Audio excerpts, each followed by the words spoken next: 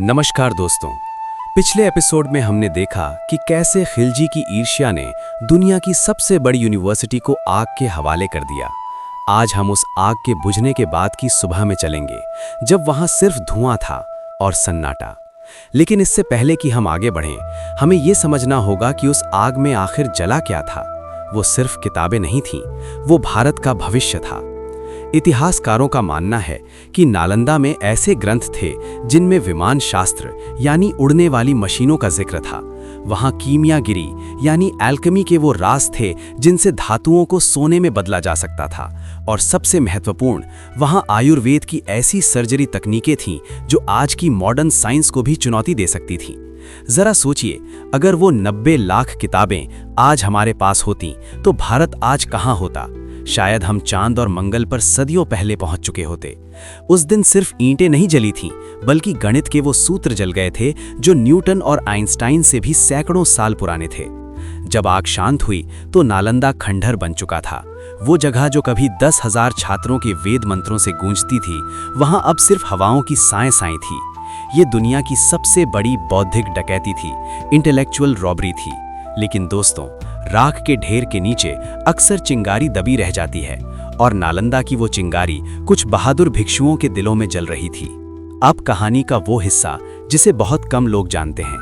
जब नालंदा जल रहा था, तब आचार्य राहुल श्रीभद्र और उनके कुछ शिष्य वहां से भागने में कामयाब रहे थे। लेकिन सवाल ये था कि वो जाएं कहां। पीछे तुर्की सेना थी जो किसी भी बौद्ध भिक्षु को जिंदा नहीं छोड़ना चाहती थी, और आगे था मौत का दूसरा नाम, हिमालय।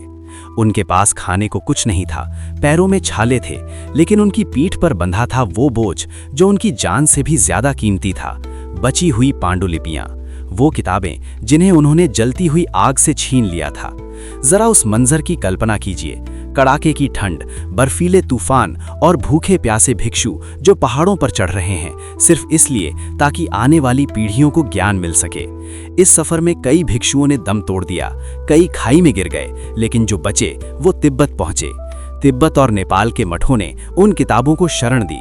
आज अगर हम दलित, अवदान कल्पलता या प्रज्ञा पारमिता जैसे प्राचीन ग्रंथों के बारे में जानते हैं, तो सिर्फ इसलिए क्योंकि उन छात्रों ने उस रात हार नहीं मानी थी। वो ज्ञान भारत से निकलकर तिब्बत गया और सदियों तक वहां की अंधेरी गुफाओं और मठों में सुरक्षित रहा।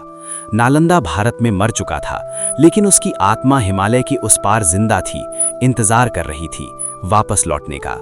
वक्त का पहिया घूमा, साल, दशक और फिर सदियां बीत गईं। नालंदा सिर्फ एक टीला बनकर रह गया। लोग भूल गए कि यहाँ कभी विश्व का सबसे बड़ा विश्वविद्यालय हुआ करता था। वहाँ के स्थानीय लोग उस टीले को रुक्मिणी स्थान कहते थे और वहाँ खेती करते थे।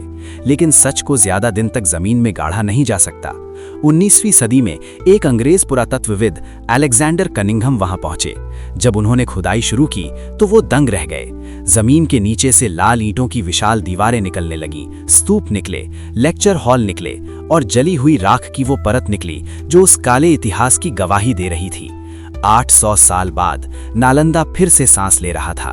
और दोस्तों, आज 21वीं सदी में नालंदा फिर खड़ा हो गया है। 2014 में नालंदा यूनिवर्सिटी को फिर से शुरू किया गया। ये सिर्फ एक बिल्डिंग नहीं है, ये खिलजी जैसे हर उस इंसान को जवाब है जिसने सोचा था कि वो तलवार के दम पर कलम को हरा देगा।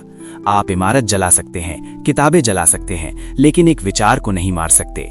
नालंदा वो विचार है जो अमर है। इस सफर में हमारे साथ चलने के लिए आपका शुक्रिया। हम उम्मीद करते हैं कि नालंदा की ये कहानी आपके दिल में गर्व की एक मशाल जलाएगी।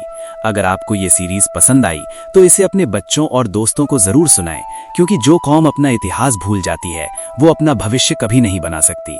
मैं हूं आपका दोस्त NRS सैनी, विदा लेता हूं। जय हिंद, जय नालंदा।